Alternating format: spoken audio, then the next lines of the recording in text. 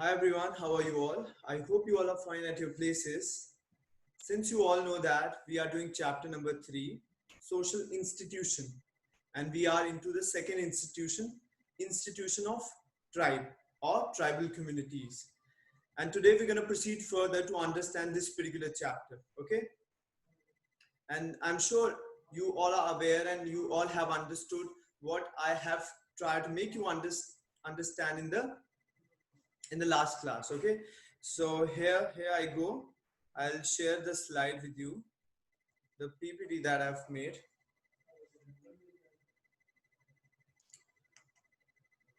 Okay, so this is this is where from we are going to start. Okay, so as you all know that in the last class we ended with the classification of tribe, and today we're going to do what? Today we're going to proceed further. So we're going to proceed further from this particular slide. Okay, so what happened? There were two opinions regarding tribal community, or there were two opinions for tribal community. One opinion was saying that we should incorporate, or we should unite, or we should mix tribal community with mainstream society. Means they were talking about integration. Integration means to including someone, to mix someone, to incorporate someone. So integrationist was the group that was talking about taking the tribal society or observing the tribal society into normal Hindu society. So what was that group? That group was integrationist group. You can see my cursor. I'm hinting, highlighting that particular word. So integrationists were talking about mixing tribal community with normal Hindu community. On the other hand, there was another group, and that group was isolationist. The name itself tells you that they are they are talking about isolation. What is isolation? Isolation means to keep someone away from others, to keep someone apart from others, to keep someone in isolation. So isolationists were saying that tribals should not be included into Hindu society. They should not be included in mainstream society, right?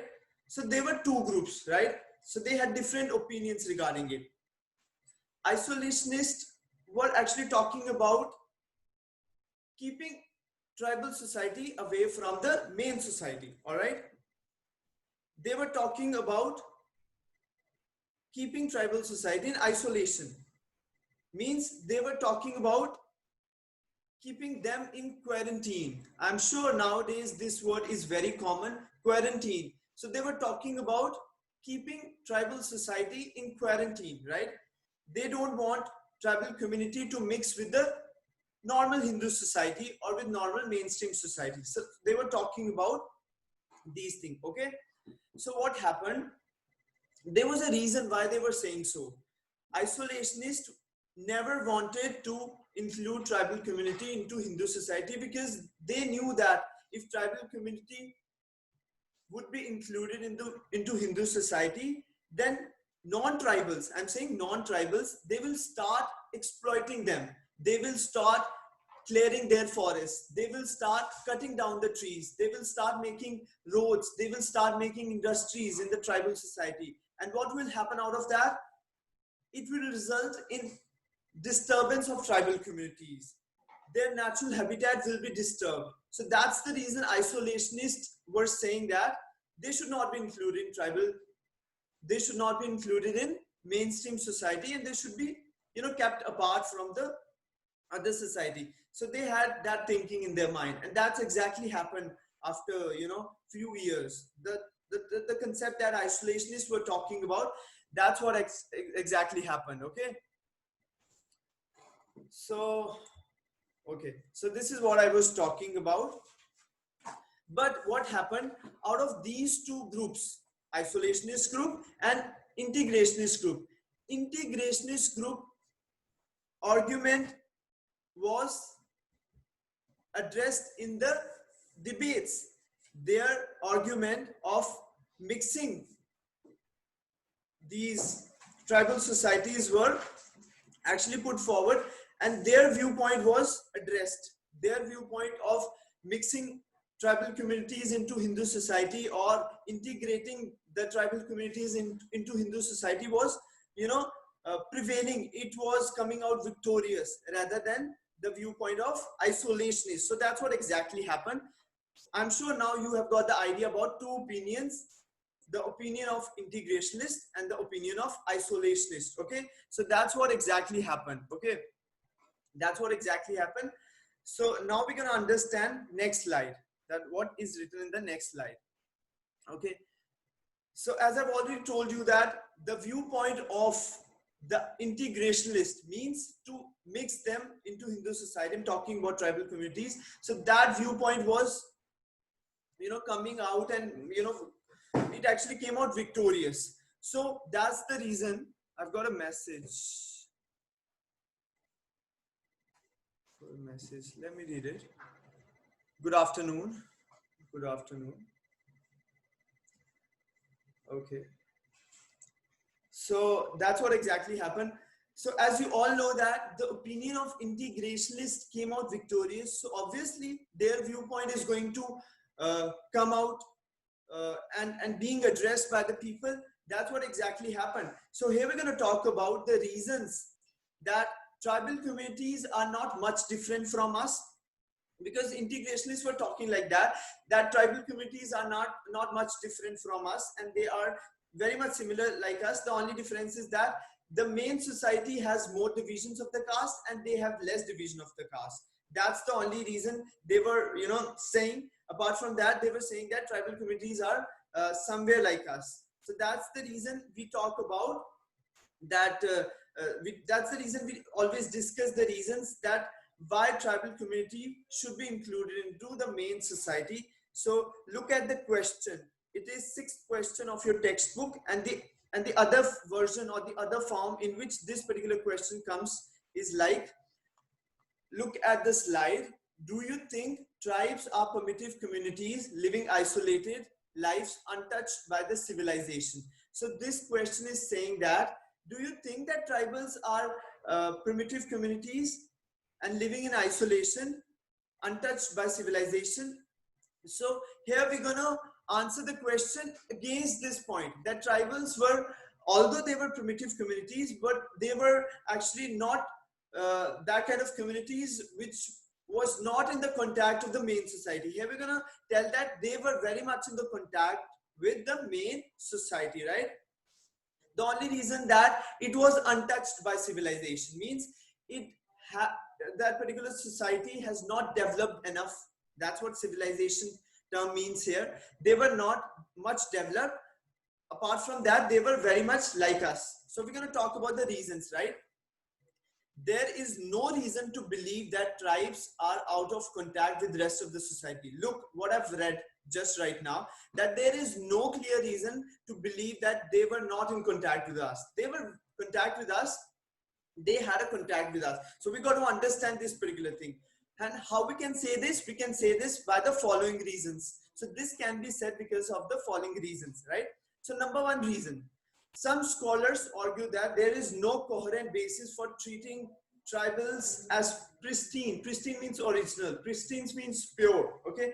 So here we are talking about that there is no coherent. Coherent means clear. Look, I have written, or I have added the meaning of coherent also, so that you can understand things, clearly, and things get into your mind easily. So some scholars means researchers, what they were saying that there is no coherent, means there is no clear basis for treating tribals as primitive or original or pure. So they were saying that they were not so pure, they were not, so original, so that we think that they were different from us. We don't have to think like that.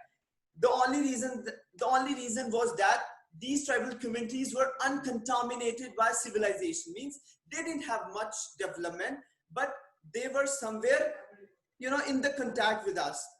This is the first reason that you can say that scholars means researchers. They said that there is no coherent reason for treating tribals as something pure and different from us. There is no clear reason to think like that. The second point says that they propose that tribes should really be seen as secondary phenomena arising out of the exploitative and colonialist contact. So what the second point says here is that, tribes were not actually primary phenomena, tribes were secondary phenomena, and they came into being when the Britishers came in India and started exploiting tribal communities, and that's what exactly happened. As you all know that Government of India Act 1935 gave legal recognition to the tribal communities and scheduled caste as well, and they gave actually they registered tribal communities under that particular act. So the tribal communities came out as secondary phenomena. They were not existing as a primary phenomena, but they were somewhere existing as a secondary phenomena, and they basically they have arisen out of exploitative and colonialistic contact. So after colonialistic contact means Britishers started coming in India and they started exploiting them, and they started, you know, using their land and forests and whatever they could do to exploit them. They did all those things. That's what I'm talking about right now. So they actually came out of that particular situation or scenario. The third point talks about that many of Rajput's central and western regions actually emerged out of tribal communities. When there was a division among Adivasis communities, then there came out Rajput kingdoms of central and western India. So many of the Rajput kingdoms of western and central India came out of the process of division that happened among Adivasis communities. Okay, so what we are trying to understand here? We are trying to understand here is that they were not much different. They were in contact with us. Okay, so that's what we are trying to understand, and that's what we have understood out of these 3 points. Now I'm going to talk about further points. Okay, that is there in the next slide. Okay, so the fourth point, what fourth point says here is that Adivasis, I'm talking about tribal communities, they often exercise dominance over the plain people through their capacity to raid them. So Adivasis were very much there in contact with local people because they had the capacity to raid.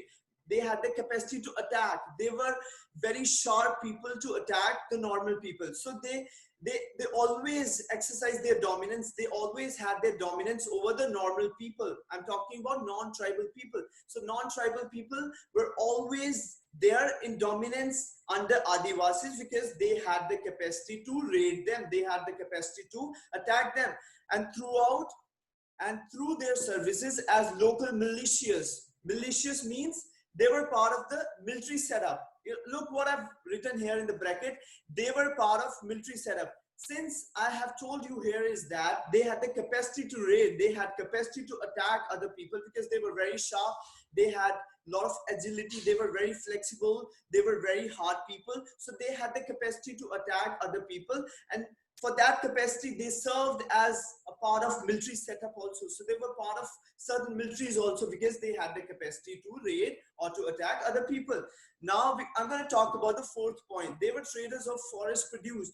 Look, they used to trade their forest produce, means they used to trade timber. What is timber? Timber means wood. They used to trade timber, they used to trade certain medicinal plants, they used to trade certain other resources that we find in the forest, right? So they used to be traders of forest produce also. So means that they were there in the contact with normal society. It's not like they were totally isolated. These points are actually helping us to head towards the point that they were actually not always in isolation. Okay, so now the last point, moreover, the capitalist economy derived to exploit forest resources and minerals and to recruit cheap labor has brought tribal communities in contact with the mainstream society a long time ago. It's not like they were not in contact. All these points are going where? All these points are going to a point that tribals were not in isolation. They were very much there in the normal society. So they used to serve as cheap labor also. Look, they always take very less money to give their labor. So they were, working in certain industries also, and certain capitalists, certain industrialist people were using them as labor, and in return, they were just giving them very less money. And when I say very less money, then it means that people used to recruit them as a cheap labor. Okay, so this is what this particular point is all about. So what we have understood out of this particular question is that, look at that, what I'm trying to tell you, tribals were not always in isolation. I've written this particular point in capital letters. So tribals were not always in isolation. So what you have understood out of this particular aspect, you have understood that the argument that integrationists were telling or were trying to convince people that they were not much different, we have actually discussed about all those points. So it means that the debate were dominating, all those debates that were happening, that debates were dominating by the which group? By the first group, isolationist, integrationist group. Okay, so they were saying that they were not much different from us. Okay, so once we have talked about that they were not much different from us, and they used to be there in the society, in one way or the another. So now we can understand that how we talk about the mainstream attitude towards the tribes. So what happened? They started coming in the mainstream, right?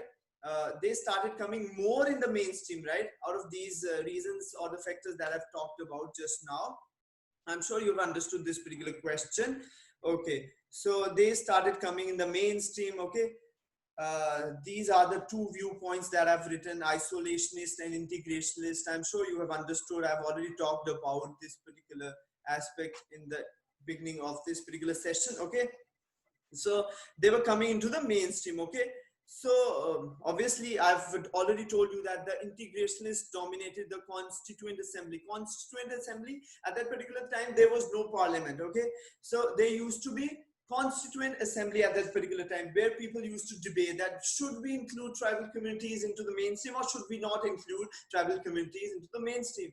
Okay, so the integrationalist dominated, means the viewpoint of integrationalists dominated the constituent assembly debates, which were finally settled along the lines of a compromise which advocated welfare schemes that would enable controlled integration, the subsequent schemes for tribal development, 5-year plans. So once they came into the mainstream society, the government starts making plans for them in the form of 5-year plan, okay, tribal sub plans, tribal welfare blocks, spectrum multi-purpose area schemes, and all contribute with the mode of thinking. So people or governments start making plans for them so that they can benefit the tribal community. But what exactly happened is that something opposite happened to it. So we're going to discuss it in the next slide. National development versus tribal development. Look, this particular aspect is very important for all of you to understand, because look, there is national development at one side and there is tribal development at the other side. Both these aspects or both these development can't go on the same road. How we can say this? Look, for national development, we always want to build certain dams. We always want to produce electricity. And how we're going to produce electricity? We're going to produce electricity by building dams. That's what hydroelectricity is all about. We have to build roads, we have to build industries, we have to exploit tribal communities. We have to, when I'm saying exploiting tribal communities, then it means that clearing their forests. And we all have to do all those things in order to advance towards the national development. But when we develop as a nation, then it always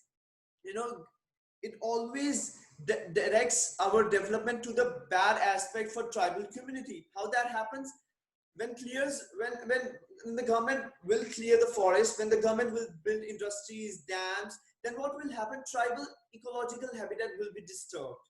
The tribal people will feel that non-tribals are interfering a lot.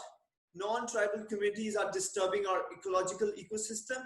They are disturbing ourselves. They are displacing ourselves from our land.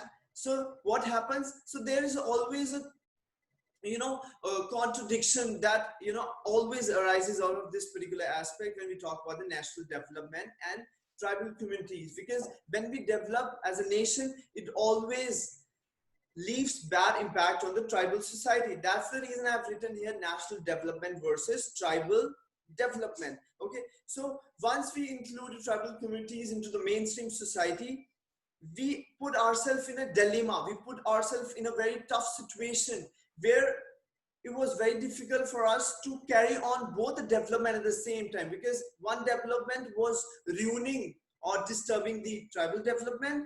So that's what exactly was happening. So we're going to talk about few points.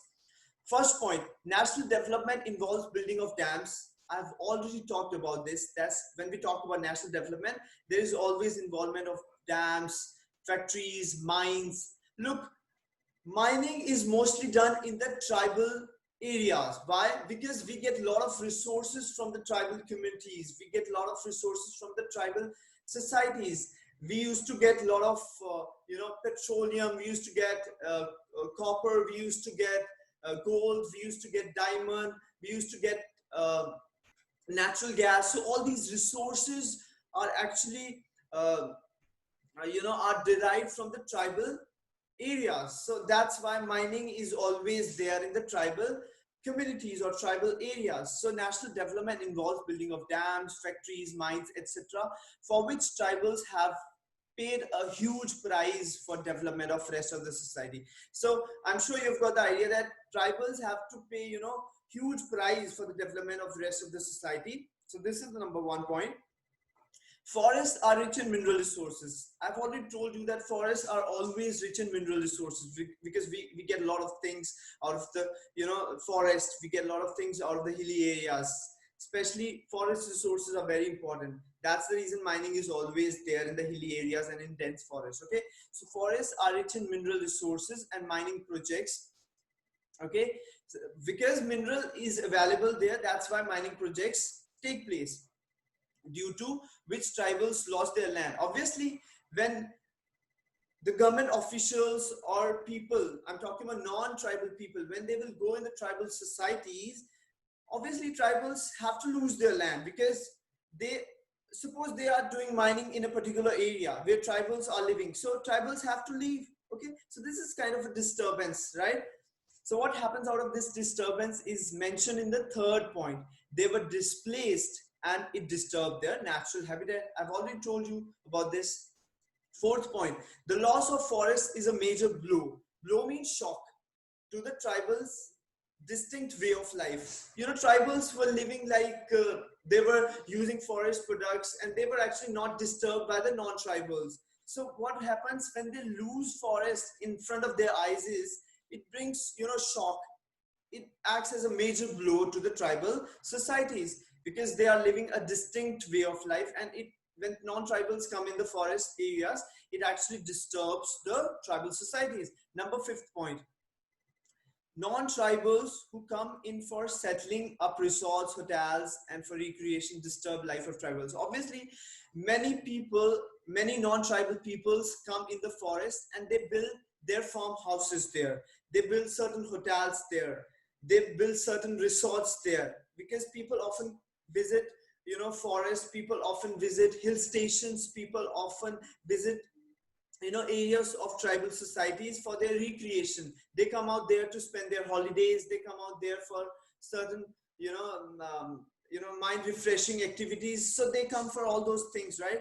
So this disturbs the life of tribal communities. Okay, and the last point talks about the example. You can really add the example in your answers, that because that's definitely going to give a completeness to your answer. That's what exactly happened. So Sardar Sarovar Dam on river Narmada. So there was a dam that was built on river Narmada, and the dam of and the name of that particular dam is Sardar Sarovar Dam. You can really add example to this particular answer. Okay, and the B example here that is written here is that northeastern states in Jharkhand are most affected. And look, northeastern states, especially northeastern states, Assam, Meghalaya, Tripura, Mizoram, Arunachal Pradesh, all these northeastern states were disturbed, and Jharkhand was also disturbed by these movements or activities of non-tribal people. So this is what you can add or write when a question like comes in your exams, when we talk about the national development versus tribal development. I'm sure you have understood this, and let's proceed further to understand. Okay, so these, we are left with only 2 slides, and today we're going to end this particular institution of tribe. So we are only left with 2 slides. Okay, so I'm sure now you have got the idea. I hope you are understanding. Every one of you, every one of you are understanding what I'm trying to tell you. So tribal identity today. So we have included tribal societies into mainstream society. Then there is a question that arises in the form of tribal development versus national development, or national development versus tribal development. Now the last question that comes out of this particular institution of tribe is tribal identity today. So what is happening nowadays in tribal identity? Tribals are they are disturbed a lot by the movement or the activities of non-tribal people. So what is happening today is that I'm just left with 10 minutes, and I'm sure that I will able to complete this in 2 slides. I will able to complete these 2 slides within 10 minutes. So I hope I will able to complete it. So now only 2 slides are left. Okay, so tribal identity today. So what is happening? Tribal communities are disturbed a lot. Their identity has been disturbed a lot by the non-tribal people, because people are coming and clearing forests and making roads and building industries and exploiting their resources, and this is something that is actually affecting them a lot. So nowadays tribal communities are fighting for their identity. They are fighting for their culture, because their culture is just going away with the culture of other people. So they are fighting for their identity, they are fighting for their culture. Okay, so here I'm going to talk about the first point: forced incorporation of tribal communities into mainstream processes has had its impact on the tribal culture and society as much as its economy. So forced incorporation means tribal communities are forcefully being included in the mainstream society. Incorporation means tribal communities are included. Incorporation means to include something, to integrate something, to mix something. So that's what actually happening. They are forcefully being exploited. They are forcefully being incorporated into the mainstream society, and that has really impacted their culture. I've already told you that it has really impacted their culture, and their economy is also going on, because earlier they had their rights on the forest produce. They had their rights on the on all the resources that they could get from the forest, but now they are losing their right on the forest produce. So what happens here is that they are losing their economy also. Earlier they used to depend a lot on the forest produce. They used to collect firewood in the form of timber. They used to collect certain medicinal plants, but now government is actually interfering in their activities. They are deprived of their own resources, so it is impacting their economy also. They used to, I've told you that there used to be traders, where I was telling you telling you about the 5-6 points, where I told you that they were the traders of the forest produce, but now government is interfering in their activities and they have lost their trading aspect. So with that, you can easily understand they are losing their economy as well. Now we're going to talk about the second point. Their interaction with the mainstream has generally been on terms unfavorable to the tribal communities. Many tribal identities today are centered on the ideas of resistance and opposition to the overwhelming force of the non-tribal world. So what is happening? Their interaction with the non-tribals have actually turned out unfavorable for them. They have not got anything. They, in fact, their identity, they are losing their identity. They are losing their culture. So that's what exactly happened. So everything has turned out unfavorable for them. So that's why what they are, following nowadays, they are following the policy or the idea of resistance. They are following the policy of opposition. They don't want to indulge in the activities of non-tribal people. They want to just keep themselves away from the tribal communities. And I told you that the argument of isolationist is going to come. After the argument of integrationist, the argument set up by isolationist is going to prevail, is going to come out victorious. So look, this is what exactly happened, because they have not got anything. Everything has turned out unfavorable for them. And nowadays, it has resulted, the tribal communities has tried to look for their own identity, and it has resulted in few changes. Look, there are three new states that were formed on the basis of tribal communities. And what were these three stages? These three states: Jharkhand was a tribal state, and that got its statehood status from the Bihar. So Jharkhand got divided from the Bihar state in 2000, and MP, Madhya Pradesh,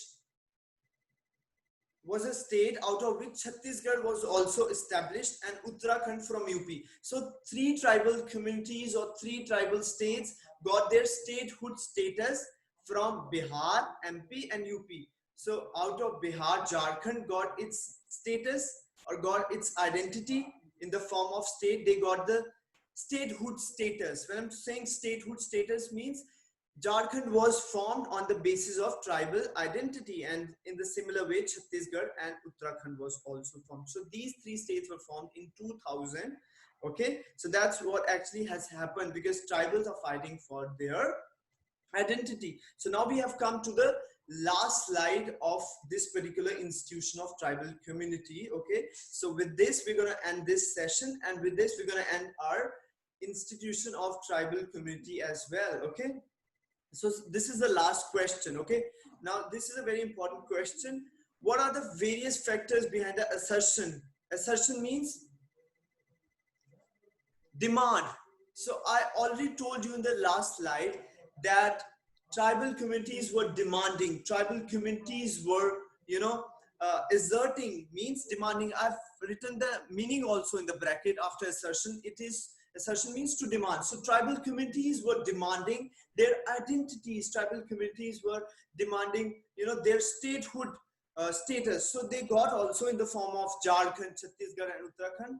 The three states were, established out of these three states. Okay. So what happened? We have to study here the factors that why they are, demanding, why they are demanding for their separate state, why they are demanding for separate reasons. Here we're going to study the factors. All right. So number one factor, incorporation of tribal communities in the name of development has a negative impact on their society and culture. I've already discussed a lot about this particular point. Now moving on to the second point. Forests are rich in mineral resources, and mineral projects take place due to which tribals lost their land. I've already told you that forests are always rich in resources, and what happens, certain mining projects take place there, and that really disturbs tribals, and eventually what happens at the end, they lost their land. Number second point. So these were the factors that were actually, activating the leaders of these states or the people of these states to, ask for their own identity, to ask for their own culture, because they were losing their identity, they were losing their culture as well. So talking about the third point, the achievement of statehood. I've told you statehood. The achievement of statehood for Jharkhand and Chhattisgarh after a long struggle has inspired other tribal regions to demand their identity. So once the other tribal communities saw that Jharkhand has been made or Chhattisgarh has been made, they have got their identity. Now they will able to preserve or conserve their culture. We'll also, struggle. We'll also look or go for the rebellion. We'll also go for the demands to have our own identity. Okay. So number fourth point, the emergence of education. Obviously, people of tribal communities were getting a lot of education, and they were becoming aware of their rights. They were becoming aware of their identity. So this was also the reason emergence of education was there. That's the reason people became aware and started fighting for their rights. Okay. So number 5 point, the issues such as control over vital resources like land and forest and related to the ethnic cultural identity were playing an important role in the assertion of the tribal communities. So what happens? There were certain issues that were going on in the tribal regions. They were losing their, control over forests and land. They were losing control, over their culture. They were losing their culture. Ethnic culture means the culture that is related to their race. We never say race cultural. We always say ethnic culture. Ethnic means something that is related to race. I've already told you everything about race. So ethnic. So they were losing their land and forest. They were losing their ethnic culture identity. So that also became the reason that why tribals came out to assert or demand for their own tribal community. And the last point, since their interaction with the mainstream has generally been on unfavorable terms to the tribal communities, and many tribal identities today are centered on the idea of resistance and overwhelming or great force of the non-tribal world. I've already told you a lot about this particular point, that they were not getting anything. They were, everything, their interaction with the tribal non-tribal people turned out to be unfavorable for them. So that's what exactly happened. So now what you have to do, you have to read all these points and try to remember it, as I've already discussed a lot about this particular question. So I'm sure you've got the idea. So with this, I'm going to end this session. Okay, I'm just left with less than 1 minute. I hope you have understood everything, and kindly text me in the group if you have any doubt. Okay, so I hope you have understood everything. Until then, take care all, and stay safe, stay at home. God bless you all. Okay, and I'm sure you have understood everything. So I'm sure you have understood everything, and stay safe, stay at home. God bless you all. Bye bye. Bye bye.